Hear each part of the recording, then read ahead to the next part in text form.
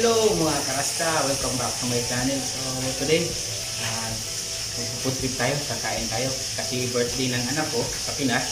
So nagpansit ako, Indomie lang, ginawa kong pansit canton. So ipakita ko sa inyo yung ulam ko ngayon.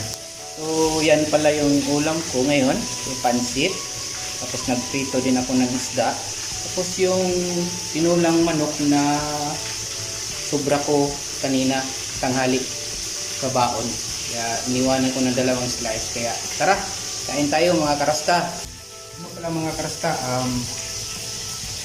dumating ako dito sa Jeddah September 6. Tapos September 7, kinabukasan ay nag-work na ako.